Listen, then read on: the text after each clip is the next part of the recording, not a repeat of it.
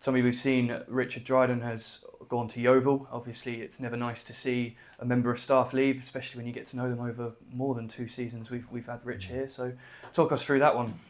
Yeah, I mean, it was Richard's decision, and he's a grown man, and he knows what's best for himself.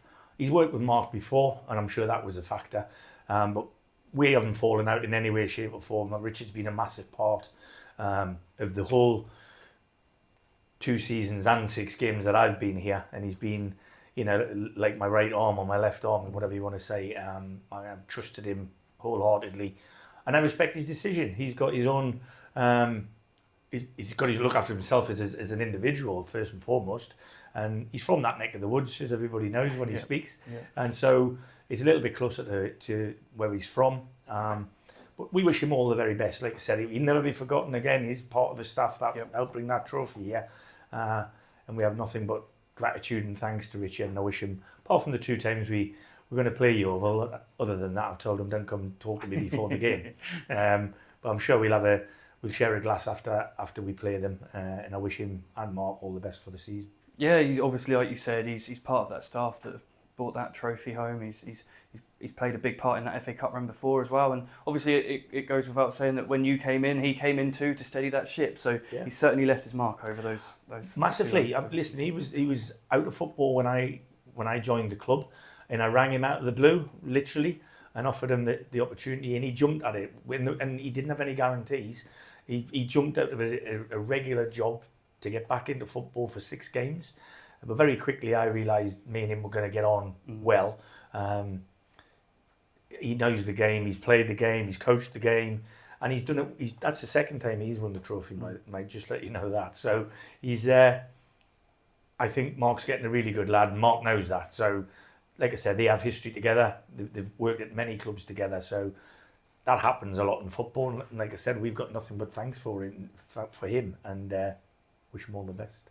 And coming in to join your coaching team is some very familiar face to the dressing room. Obviously, James making that step up into a player coach role. What kind of difference will that mean in terms of what he has to offer? Well, first and foremost, I still think he's got a lot to offer on the pitch. But I remember when I was about 34, 35, I transitioned to being a player coach, albeit in slightly different circumstances. I joined the club to do it, but for the end of a season, try and keep win the division, and then move from there into the coaching stuff. But I've had a couple of conversations with James, and I think, listen, he's a very prominent character in our dressing room anyway. He's got more experience than the vast majority of the lads in there, if not all. So I think it's a natural thing. You not want to hear this, but he's probably nearer the end of his career than he is the beginning of his playing career. But I don't see that being imminent. Like I said, his numbers last season and his productivity for the team, both in goals and assists, or just even building goals, it's there for everybody to see. So James is somebody, if he said to me, I just want to concentrate on playing, I'd give him a new deal anyway. So I went to him with the knowledge that Richard was about to leave, and I think I've had a few conversations through the season with James, tactical things that I think he picks up very, very quickly. It'll be interesting though, because it is a very different role. It's an all-consuming role when you're coaching. It's not turn up, train, go home, rest, come in again. Your days are much longer. There are far more facets that you have to be involved in, like watching the opposition, watching potential new recruits, all them sort of things. But we've got to be careful not to overload him, so as he can't reproduce what he was producing on the pitch. So it's a fine bit of management, if you like. If we can get it right, I think he'd be a really good asset again on a pitch.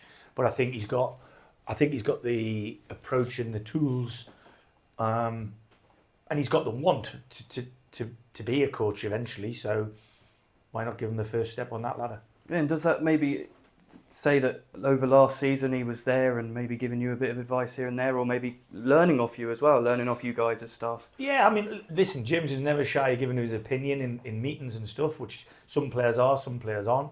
But again, like I say, I respect his career as a player and he's been round the block. I think it took him a little while to adjust to the things off the pitch at a football club at this level, as opposed to where he was playing at Oxford and Millwall and Wolves. Different infrastructure, different things. But now he's got to grips with that. I think it's a really good fit in terms of he knows us, we know him, both as a player and as a person. He doesn't live a million miles away, so it's not like he's having to get up at silly o'clock in the morning, like some of us, to get into work. So there's a lot that's good about the opportunity for him, from my point of view. And there might be one or two things that aren't so nice for him, but it's difficult because he's going to be party to conversations now if he's in the staff room that have to remain in the staff room. But there are certain parts of them conversations that need to be told to the players, but maybe I should be saying that sort of thing. So it's, like I said, it'll be a learning curve for him on the coaching side of it. But I think he'll have the tools to cope with that, no problem. And we're happy that he's joining us like that.